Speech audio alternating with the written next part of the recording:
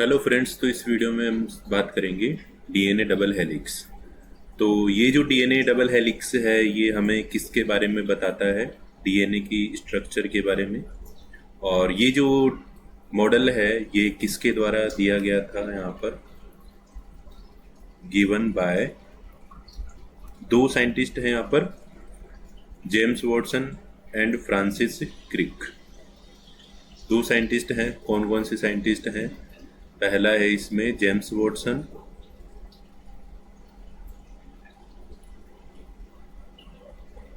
Watson, और दूसरे जो साइंटिस्ट हैं वो कौन से हैं? फ्रांसिस क्रिक।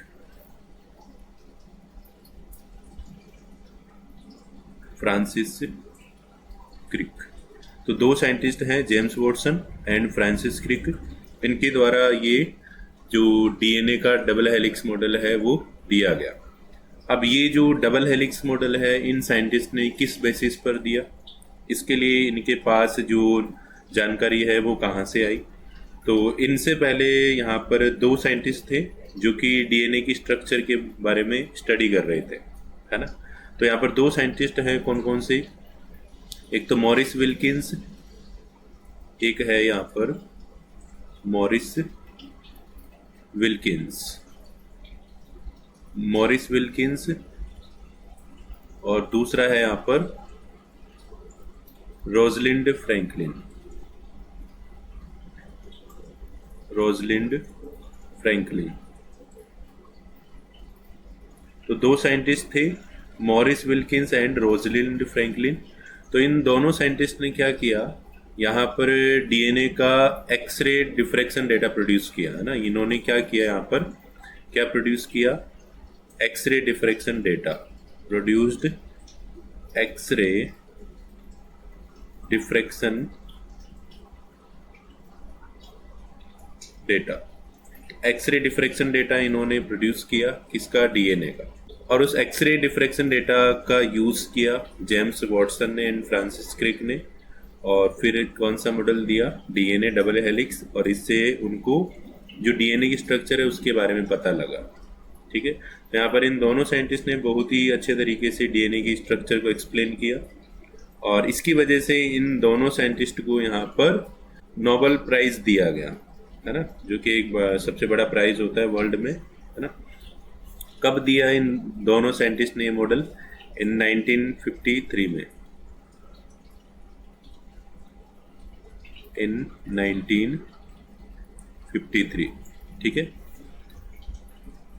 अब इस मॉडल के बारे में हम बात करते हैं। मॉडल के जो कैरेक्टरिस्टिक्स हैं वो क्या हैं, इसके हम कैरेक्टरिस्टिक्स की बात करते हैं या फीचर्स। तो सबसे पहले अगर हम देखें यहाँ पर, तो यहाँ पर आप क्या देखोगे कि ये जो डीएनए है ये डीएनए कितने न्यूक्लियोटाइड चेन्स से मिलकर बना होता है? दो पॉलीन्यूक्लियोटाइड चेन, है ना। जो डीएनए है यहाँ पर कितनी न्यूक्लियोटाइड चेन्स का बना होगा? दो। Made of two polynucleotide chains. Two polynucleotide chains. दो पॉलीन्यूक्लियोटाइड चेन्स है। यहाँ पर ये एक चेन है और ये दूसरी, है ना। यहाँ पर ये एक चेन है और ये यहाँ पर दूसरी चेन है। ठीक है। तो पॉलीन्यूक्लियोटाइड चेन्स दो चेन्स हैं जिनसे मिलकर क्या बना होता है? डीएनए। अब इस पॉलीन्यूक्लियोटाइड चेन में अगर हम देखें तो यहाँ पर जो बैकबोन है वो किसके द्वारा बनी होती है? इसमें अगर हम इस पॉलीन्यूक्लियोटाइड चेन की बैकबोन की बात करें तो बैकबोन किसकी बनी होती है?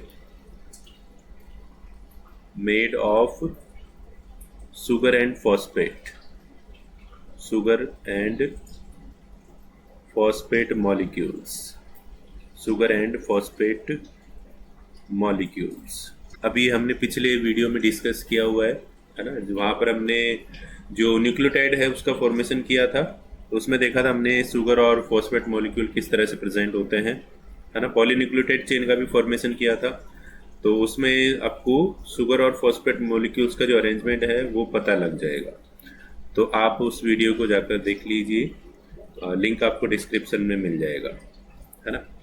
तो अब शुगर और फॉस्फेट मॉलिक्यूल्स यहाँ पर इस तरह से प्रेजेंट होते हैं, इस तरह से, जैसे शुगर है इस तरह से फॉस्फेट, फिर शुगर, फिर फॉस्फेट, फिर शुगर, फिर फॉस्फेट, है ना। तो इस तरह से पूरी चेन में आप क्या देखोगे कि शुगर फॉस्फेट जो मॉलिक्यूल्स हैं वो बैकबोन बना रहे हैं, है ना।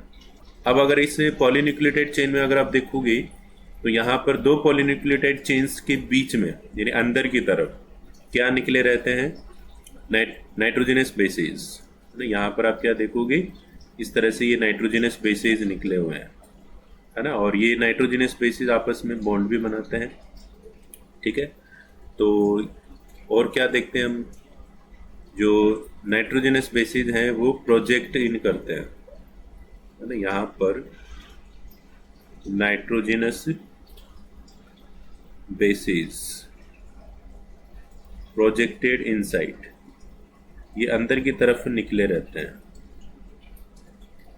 ठीक है, और आपस में बॉन्ड भी बनाते हैं। इसके बाद में दूसरा जो कैरेक्टर है वो क्या है,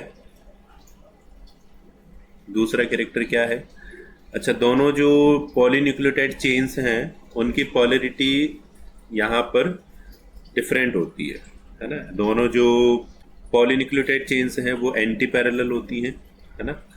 तो इनकी जो पॉलरिटी है वो अलग होगी, है ना, और ये एंटी पैरेलल होती है। Polynucleotide chains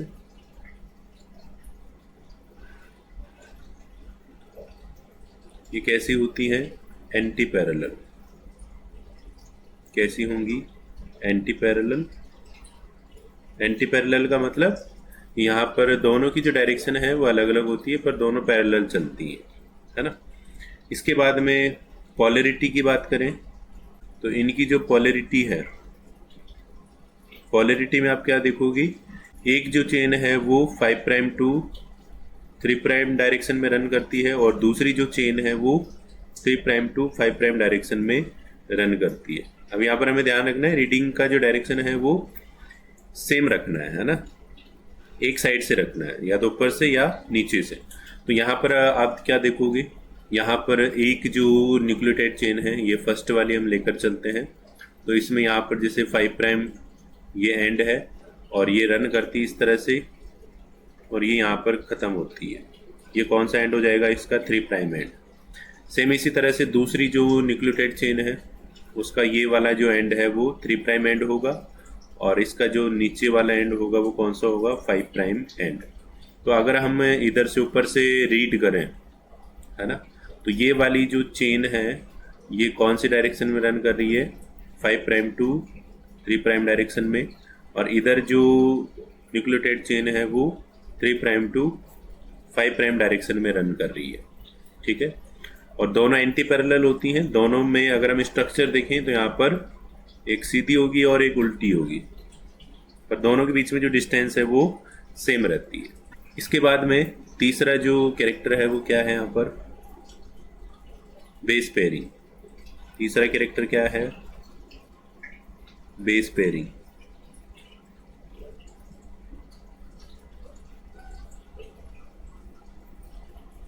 base pairing, base pairing में हम क्या देखेंगे, यहाँ पर जो नाइट्रोजनस बेसिस हैं वो बॉन्ड बनाते हैं, है ना। तो नाइट्रोजनस बेसिस में यहाँ पर किस तरह से बॉन्ड बनते हैं, जो एडेनिन है, एडेनिन जो नाइट्रोजनस बेस है वो यहाँ पर डबल बॉन्ड बनाता है। किससे बनाएगा डबल बॉन्ड, थाइमिन से, ठीक है। इसका वाइस वर्सा भी हो सकता है, अपोजिट। थाइमिन जो है वो एडेनिन से बॉन्ड बना सकता है, ठीक है, तो डबल हाइड्रोजन बॉन्ड बनते हैं। और इसी तरह से यहाँ पर जो साइटोसिन है, साइटोसिन ट्रिपल हाइड्रोजन बॉन्ड बनाएगा, किससे बनाएगा, ग्वानिन से, ठीक है। इसका उल्टा हो सकता है, ग्वानिन साइटोसिन से बॉन्ड बनाता है, ट्रिपल हाइड्रोजन बॉन्ड, है ना। तो अब अगर हम देखें तो जैसे प्यूरिन्स में एडेनिन एंड ग्वानिन आते हैं और पिरिमिडिन्स में साइटोसिन एंड थाइमिन आते हैं। तो यहाँ पर आप क्या देखोगे कि हमेशा प्यूरिन्स के सामने जो है वो कौन होता है, पिरिमिडिन्स, है ना। हमेशा जो प्यूरिन्स हैं प्यूरेन से जो नाइट्रोजन बेसेज हैं वो किससे बॉन्ड बनाते हैं? पिरिमिडिन से। ठीक है, तो ऐसा होने की वजह से यहाँ पर जो डिस्टेंस है दोनों स्ट्रैंड्स के बीच में वो सेम रहती है ना। प्यूरिन्स को अगर आप देखो, इसमें 2 रिंग्स होती हैं, पिरिमिडिन्स में सिंगल रिंग होती है। ठीक है, तो हर बार यहाँ पर डबल रिंग, सिंगल रिंग या सिंगल रिंग डबल रिंग, इस तरह से 2 रिंग्स के बीच में बॉन्ड देखने को मिलता है। ठीक है, और इस वजह से दोनों जो स्ट्रैंड्स हैं उनके बीच में जो डिस्टेंस है वो मेंटेन रहती है। इसके बाद में अगला जो कैरेक्टर है वो क्या है यहाँ पर? अच्छा, दोनों जो चेन्स हैं वो राइट हैंडेड फैशन में कोइल्ड होती है ना। यहाँ पर जो स्ट्रैंड्स हैं, 2 स्ट्रैंड्स, ये किस तरह से कोइल्ड होते हैं? राइट हैंडेड फैशन में। ठीक है, तो यहाँ पर जो दोनों स्ट्रैंड्स हैं वो राइट हैंडेड फैशन में कोइल्ड होते हैं। किस तरह से राइट हैंडेड फैशन में कोइल्ड होंगी? तो यहाँ पर इस तरह से अगर हम देखें तो ऊपर की तरफ हम अगर इसमें जाते हैं, है ना, इस तरह से हमें कोइल देखने को मिलती है। इस डायग्राम में भी हम देख सकते हैं यहाँ पर कि इस तरह से ऊपर की तरफ जा रहा है ना, और फिर ये घूम के और फिर ये इस तरह से आ रहा है ना। अगर आप 3D में इसको इमेजिन करोगे तो ये आपको अच्छे से समझ में आएगा। सेम इस तरह से दूसरा जो स्टैंड है वो भी इसी तरह से घूमता हुआ चलता है आगे, है ना। तो ये राइट हैंडेड फैशन है यहाँ पर। अगर हम अपने राइट हैंड का थंब ऊपर करें इस तरह से, और इसमें ये जो फिंगर्स हैं वो अंदर की तरफ मुड़ी हुई हो, है ना, तो फिंगर, ये जो थंब है ये ऊपर की तरफ डायरेक्शन, और जो फिंगर है वो अपना जो घुमाव है स्ट्रैंड का वो बताने वाला है। ठीक है, तो यही हमें यहाँ पर जो कोइल है वो देखने को मिलती है ना, घुमाव देखने को मिलता है। इसके बाद में जो अगला कैरेक्टर है वो क्या है? अगर हम यहाँ पर 1 टर्न की बात करें तो जो 1 टर्न है उसकी लेंथ कितनी होगी? जो 1 टर्न है, 1 टर्न, या इसको हम बोल सकते हैं 1 पिच, ये कितना लंबा होता है? 3.4 नैनोमीटर, है ना। इसको हम और क्या लिख सकते हैं? 34 एंगस्ट्रॉम, है ना। तो यहाँ पर किस तरह से हम देखते हैं, यहाँ से हम स्टार्ट करेंगे और ये वाला, है ना, यहाँ से लेकर यहाँ तक जो घुमाव है ना, इसको हम क्या बोलेंगे? 1 टर्न। 1 टर्न, इसकी जो लेंथ है वो कितनी है? 3.4 नैनोमीटर। इसके बाद में अगर हम 1 टर्न की बात करें तो 1 टर्न में जो बेसिस हैं वो कितने आते हैं? 10 बेस पेयर्स, है ना। यहाँ पर कितने बेस पेयर्स आएंगे? 10 बेस पेयर।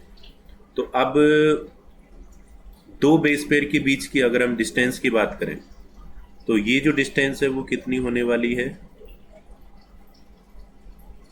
0.34 नैनोमीटर, है ना। यहाँ पर कितनी होगी ये? 0.34 नैनोमीटर।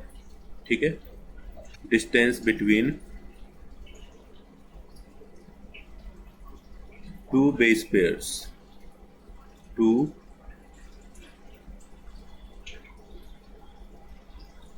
बेस पेयर्स, ये कितनी होगी?